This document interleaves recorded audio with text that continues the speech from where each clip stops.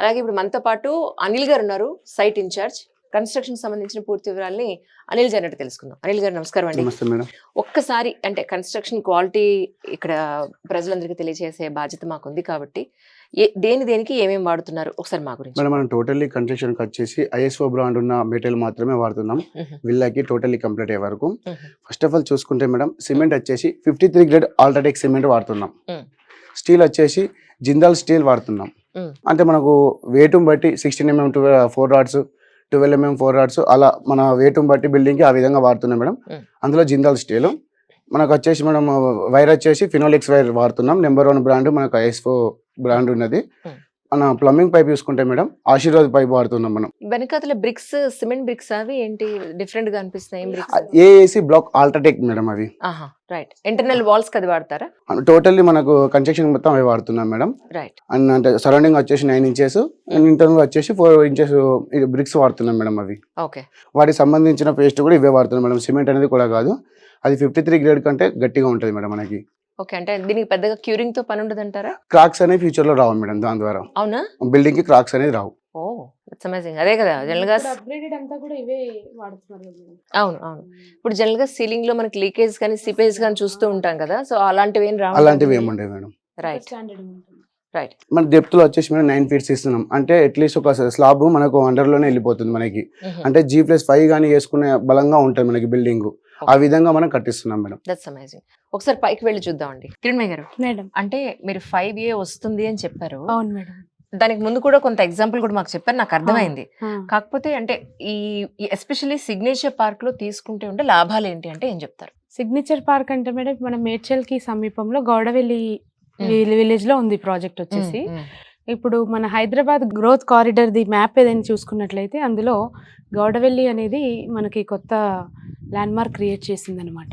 అంటే మంచి ఈ ఏరియాలో సరౌండింగ్ అన్ని పెద్ద పెద్ద ప్రాజెక్ట్స్ రావడం, అంతేకాకుండా నియర్ బై ఓఆర్ఆర్ మీరు ఇలా చూసినట్టయితే ఓఆర్ఆర్ కనిపిస్తుంది, అక్కడ హైటెన్షన్ వైర్ కనిపిస్తుంది, అదే ఓఆర్ఆర్ అనమాట. ఓఆర్ఆర్ కి జస్ట్ 2 kilometers లో ఉండడం మనకి చాలా ప్లస్ పాయింట్ అనమాట. ఇక్కడ తీసుకునే వారికి కనెక్టివిటీస్ ఎప్పుడైతే ఎక్కువగా డెవలప్ అవుతాయో ఆ ఏరియా ఖచ్చితంగా డెవలప్ అవుతుంది. దానికి బెస్ట్ ఎగ్జాంపుల్ మీరు అన్నారు 5A వస్తుందని. ఖచ్చితంగా వస్తుంది కాబట్టి 5A వచ్చిందంటే కొత్త ఎగ్జిట్, కొత్త కమర్షియల్ డెవలప్మెంట్స్, కొత్త పబ్లిక్, కొత్త ట్రాఫిక్స్ ఇవన్నీ డెవలప్ అవడం వల్ల ఖచ్చితంగా ఏరియాలో రేట్లు కూడా ఇప్పుడు కొనుక్కున్న వాళ్ళకి ఖచ్చితంగా నెక్స్ట్ 2 years లో 30 to 70% రేట్ అప్రిసియేషన్ ఉంటుంది తప్పకుండా. ఇప్పుడు కొనడమే కరెక్ట్ అనమాట. రైట్ టైం ఇది, ఇప్పుడు తీసుకోవడమే కరెక్ట్. అంటే ఒకనొకప్పుడు గచ్చిబౌలి కూడా ఓఆర్ఆర్ కి దగ్గరగానే ఉండేది, డెవలప్మెంట్ ఉంటుంది వస్తుంది అని చెప్పి చాలా అన్నారు అప్పుడు. అంటే డెవలప్ అవడానికి క్రితం మాట. తర్వాత ఇప్పుడు అంతా చాలా డెవలప్ అయిపోయింది. సో ఇది కూడా అలా అయ్యే అవకాశం ఉందంటారా? ఎందుకంటే మీరు నమ్మండి నమ్మకపోండి, నేను ఒకసారి ఊహిస్తున్నా ఇక్కడ సిటీని చక్కగా ప్లాన్డ్ కాలనీ అంటాం కదా, మధ్యలో రోడ్లు, చిన్న చిన్న బుజ్జి విల్లాలు, లేదంటే ఓపెన్ ప్లాట్స్, మొక్కలు, ప్రశాంతమైన వాతావరణం, అది కొంచెం ఊహించుకుంటానంటే ఈ కాస్ట్ విల్లాజ్ కన్స్ట్రక్షన్ అయిన ఏరియాకే నేను ఫీల్ అవుతున్నా అంటే అన్ని కంప్లీట్ అయ్యాక చాలా అందంగా ఉంటుంది. చాలా అందంగా ఉంటుంది. మీరు అన్నట్టు ఖచ్చితంగా గచ్చిబౌలి ఎలాగైతే డెవలప్ అయిందో మేడం, గౌడవెల్లి కూడా అంతే విధంగా డెవలప్ అయ్యే అవకాశం ఉంటుంది. ఐటీ అనేది ఆల్మోస్ట్ పటాన్ చెరువు అక్కడ ముత్తంగి వరకు చూసుకున్నట్టయితే ఐటీ ఆల్రెడీ డెవలప్ అయిపోయింది.